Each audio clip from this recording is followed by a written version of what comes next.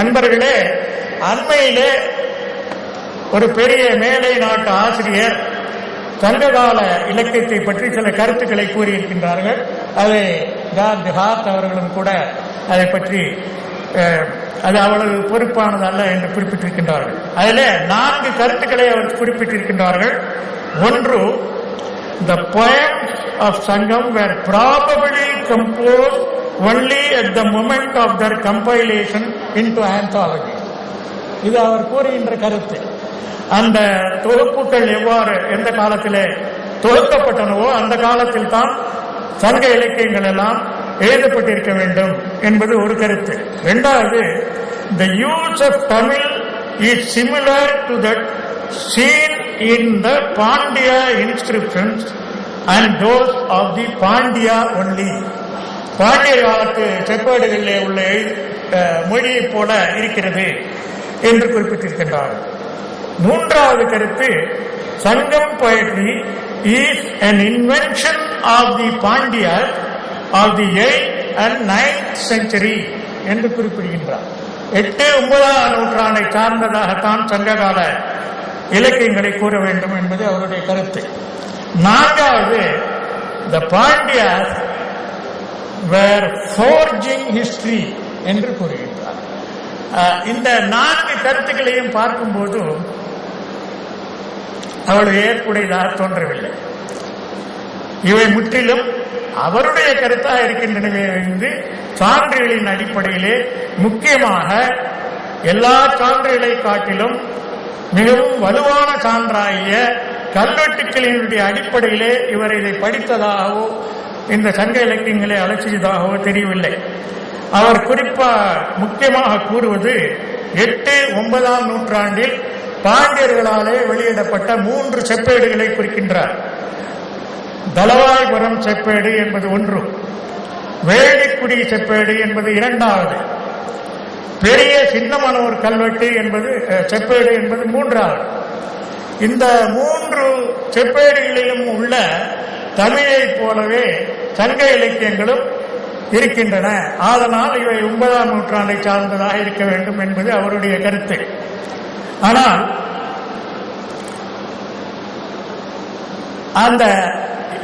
அந்த பாண்டியர்களுடைய செப்பேடுகளிலே உள்ள தமிழ் பகுதியை மட்டும் நான் வாசித்து காண்பிக்கின்றேன். இது வேளிக்குடி சாசனம் என்ற இதிலே உள்ள தமிழ் பகுதி. படுகடல் முளைத்த பரிதி போல் பாண்டியாதிராஜன் வெளிப்பட்டு அற்றமில் அடர் வேற்றானை அதிராஜன் அவடி சூளாமணி எத்திரத்தில் அழிக்கும் மத்த யானை மாரவர்மன். இதில் நிறைய சமஸ்கிருத பகுதிகளை பயன்படுத்தி இருக்கின்றார் வேளிக்குடி சாசனத்தில். அடுத்து வருவது தலவாய்புரம் சாசனம் என்பது. இதில் ஓங்கு திரை வியன்பரப்பில் உதவி ஆலயமாக தேன் தமிழ் மலர் நெடுங்கீர்த்தி திசை மகளிர் மெய்காப்ப விண்ணை பெயர் ஓங்கிய மேகஞானி விதானத்தில்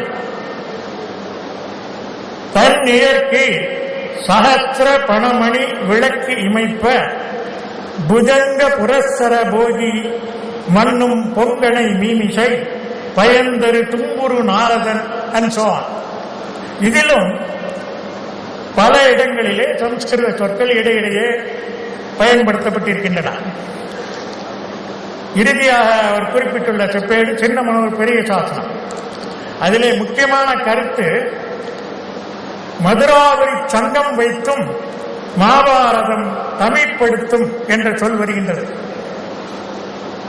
அதனாலே அவர் மதுராபுரியை நிறுவி அங்கே சங்கம் வைத்து தமிழ் ஆய்ந்தார்கள் 8-9ஆம் நூற்றாண்டு பாண்டியர்கள். ஆதலில் இந்த சங்க இலக்கியங்கள் முழுவதும் 8-9ஆம் நூற்றாண்டை சார்ந்தவையாக இருக்க வேண்டும் என்பது அவருடைய கருத்து. ஆனால் சங்க இலக்கியத்தை படிப்பவர்கள், குறிப்பாக புறநானூற்று பாடல்களை படிப்பவர்களுக்கு அந்த நடை தெரியும்.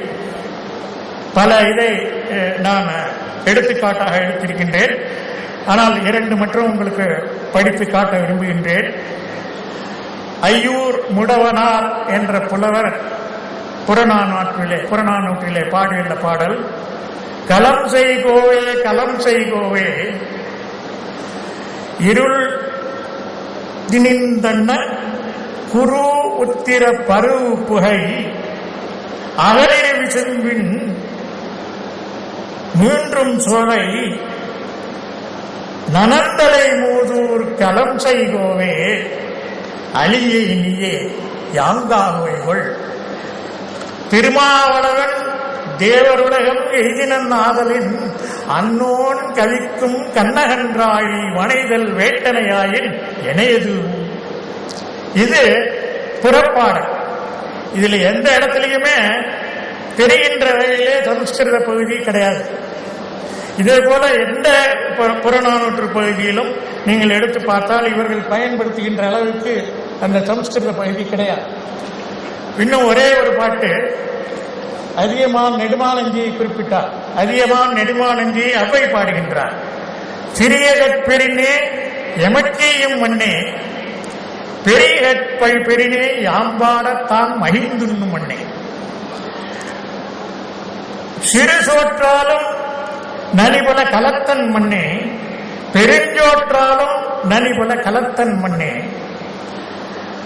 என்பொடு தடிபடி வழியெல்லாம் தான் நிற்கும் மண்ணே அம்பொடு வேல் நுழை வழியெல்லாம் தான் நிற்கும் மண்ணே.